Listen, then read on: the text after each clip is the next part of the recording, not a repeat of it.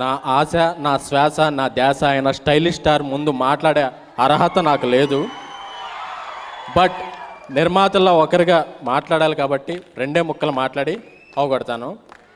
అందరికీ తెలిసిన దిక్కులు 4: ఈస్ట్, వెస్ట్, సౌత్, నార్త్. కానీ నాకు నా జీవితాన్ని తెలిసిన దిక్కులు 4: 1 megastar, 2 power star, 3 stylish star, 4 mega power star.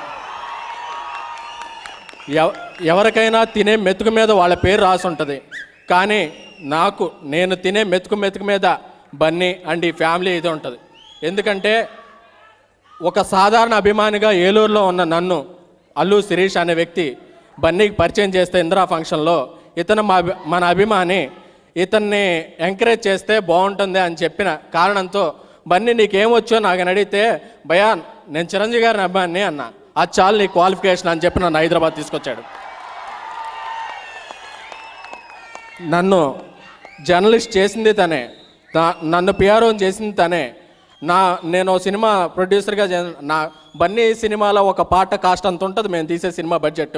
అయినా మేము చిన్నవాళ్ళమైనా సరే వచ్చి తన భుజం మీద చెయ్యేసి, ఎందుకంటే చిరంజీవి గారు స్టాలిన్లో చెప్పిన సూత్రం బన్నీ గారు ఎప్పుడు నువ్వు పైకి రా, నీతో పాటు ఇంకో 3 పైకి తీసుకురా అదే అని చెప్పి ఈరోజు నాకు పరిచయమైన మారుతి, నాకు పరిచయమైన బన్నీవాసు, నాకు పరిచయమైన స్వామి, ఏలూరు సీను కన్నా వీళ్ళందరూ కూడా నాకు ఎవ్వరూ నా ఫ్రెండ్స్ కాదు, బన్నీ గారి ద్వారా వచ్చిన టీమే. ఆ టీమే ఇప్పుడు వర్క్ చేస్తుంది. సో తాను ఎదగటం కాదు, తాను ఎదగాలి, తనతో పాటు 10 మందిని ఎదగాలి, బతికించాలి, అదే తన ఎదుగుదలని నమ్మే స్టార్, స్టైలిష్ స్టార్. ఇదంతా ముఖ్యస్థుతి కోసం చెప్పట్లేదు. ఎందుకు చెప్పాలంటే కొంతమంది మాట్లాడుతుంటారు వాళ్ళు ఏముంది పెద్ద ఫ్యామిలీ అని. పెద్ద ఫ్యామిలీలు వేరు, పెద్ద మనసున్న ఫ్యామిలీలు వేరు. అలా పెద్ద మనసున్న ఫ్యామిలీ మెగా ఫ్యామిలీ. ఈ మెగా ఫ్యామిలీకి ఇంత దగ్గరగా వచ్చినందుకు నాకు చాలా సంతోషం. అందరికీ బ్లడ్ గ్రూప్ ABO అంటే నా blood group M mega. So stylish star పక్కన ఇలా నించుని మాట్లాడే అవకాశం వస్తుందని ఎప్పుడూ కల్లా ఊహించలేదు. ఇదంతా ఆయన ఇచ్చిన జీవితం. ఈ జీవితంలో నేను బతికే ఒక్కొక్క రోజు ఆయన పెట్టినది. Thank you stylish star Allu Arjun and Aravind గారికి, చిరంజీవి గారి ఫ్యామిలీకి ఎంటైర్ నా లైఫ్ రుణపడి ఉంటాను.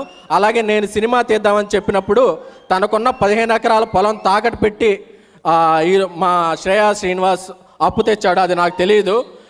తెచ్చి మారుతి గారికి అడ్వాన్స్ ఇచ్చి ఇలా సినిమా చేద్దామని చెప్పాడు. మారుతి అప్పిచ్చేవాడు వైద్యుడు, వైద్యునారాయణ హరి అంటారు. అప్పిచ్చేవాడే దేవుడైనప్పుడు మాకు మారుతి ఆస్తి ఇచ్చాడు. తన్నేమనాలో నాకు అర్థం కావట్లేదు. సో మారుతి నువ్వు లేకుండా మేము లేము. మారుతి నిన్న ఫ్లైట్ మిస్ అయింది మారిషస్ నుంచి రావటం. 6 గంటల ఫ్లైట్ అది. కాకపోతే మారిషస్ నుంచి దుబాయ్ వెళ్ళి, దుబాయ్ నుంచి బొంబాయి వచ్చి, బొంబాయి నుంచి హైదరాబాద్ 18 అవర్స్ స్లీప్ లేకుండా వచ్చాడు మారుతి. ఎందుకంటే ఇది నా స్నేహితుల సినిమా, నేను లేకపోతే బాగోదు అని చెప్పి. సో నాకు ఇండస్ట్రీలో ఏ ఆస్తి లేదు. నేను ఇప్పుడు కూడా సుజుకి యాక్సెస్ మీద వచ్చాను. నాకున్న ఆస్తి ఏంటంటే నాకు మెగా ఫ్యామిలీతో ఉన్న రిలేషన్, నాకు ఇలా స్నేహితులు వీళ్ళే. సో నేను దీనికి ఏ జన్మలోనూ రుణపడి ఉంటాను. నన్ను నమ్మి ఈ గుడ్ సినిమా గ్రూప్ని స్థాపించిన మా శ్రీనివాస్కి, మేము ఈరోజు ఇలాగా ఒక సాధారణ 7,500 రూపాయల జర్నలిస్ట్గా మేమిద్దరం యాడెన్స్లో పనిచేస్తూ ప్రొడ్యూసర్గా అవడానికి మాకు ఎప్పటికాలంలో ఉన్న అల్లు అరవింద్ గారికి, దిల్ రాజు గారికి అందరికీ కూడా ఎగ్జైట్మెంట్ నాకు మాట్లాడలేకపోతున్నాను. Thank you.